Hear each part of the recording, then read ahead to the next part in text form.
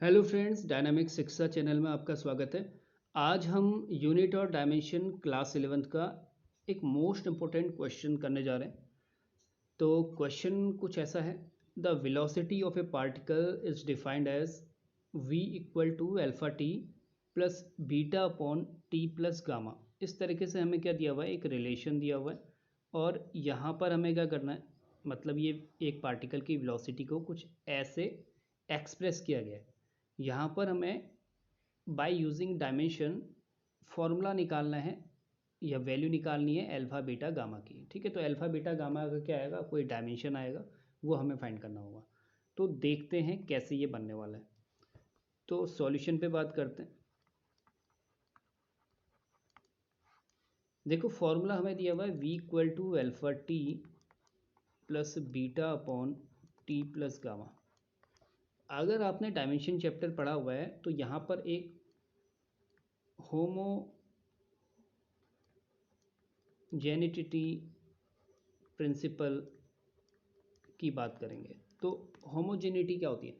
Homogeneity का meaning ये है कि अगर हमारे पास कोई भी डायमेंशनल फॉर्म में इक्वेशन दी हुई है तो dimension left hand right hand side के डायमेंशन के क्या होगी, इक्वल होगी। मतलब जो फिजिकल क्वांटिटी लेफ्ट साइड है और जो कुछ राइट साइड है उसके डायमेंशंस क्या होंगे, इक्वल होंगे। इसको ऐसे भी समझ सकते हैं कि अगर हमारे पास a plus B equal to C plus D है तो हम ये कहेंगे a का dimension is equal to C का डायमेंशन, b का dimension is equal to D का डायमेंशन।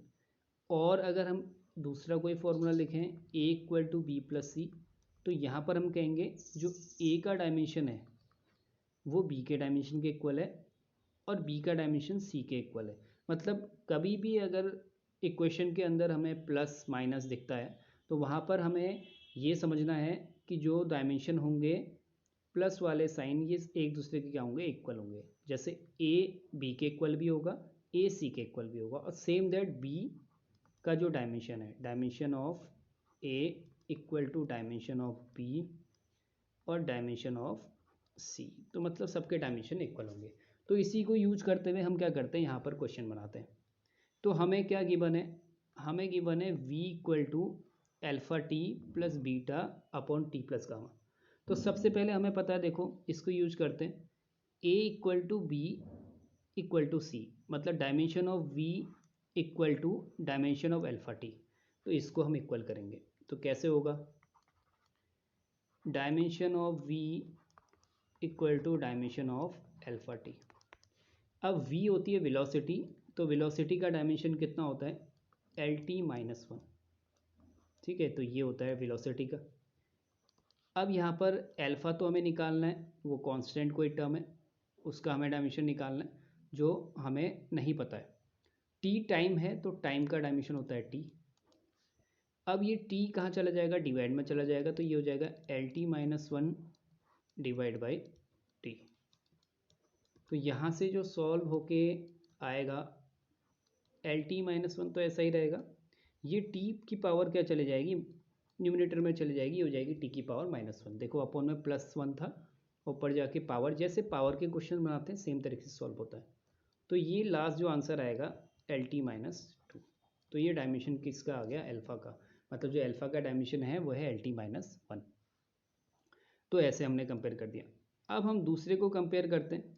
तो दूसरा जो हमारा था फॉर्मूला अगर हम देखें तो v equal to alpha T plus beta upon T plus gamma. अब यहाँ पर एक चीज़ समझने वाली है, जो ये बीटा टी और गामा है ये भी क्या है, प्लस फॉर्म में है। तो हमें चीज़ पता थी, अगर a equal to B plus C होता है तो b का डायमेंशन और c का डायमेंशन सेम होता है। तो सेम दैट t का dimension, dimension of t equal to dimension of gamma कर सकते हैं। तो t का डायमेंशन तो t होगा, तो t इक्वल टू क्या आ गया, गामा आ गया। मतलब जो गामा का डायमेंशन है वो क्या आ गया, t आ गया। तो मतलब ये जो गामा है ये किसके डायमेंशन के इक्वल है, t के। तो अगर गामा की वैल्यू की बात करेंगे तो वो आ जाएगी t। अब हमें बीटा निकालना है, तो हम क्या कर सकते हैं, देखो हम v को किसके कंपेयर करेंगे, इस पूरे के। ठीक है, पूरा जो ये दिख रहा है प्लस के साथ इतना बड़ा ये टर्म यही है, तो इसको कंपेयर करेंगे। तो dimension of v equal to dimension of beta upon T plus gamma. अब v की जो डायमेंशन है वो होती है LT-1, बीटा हमें निकालना है, टी और गामा दोनों एक ही डायमेंशन है तो ये आ गया t।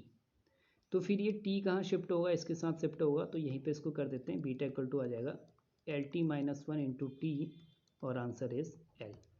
तो हमें तीनों के डायमेंशन पता चल गए। तो अल्फ़ा की वैल्यू जो आई थी वो आई थी LT-2, बीटा की आ गई थी L और गामा की आ गई थी T।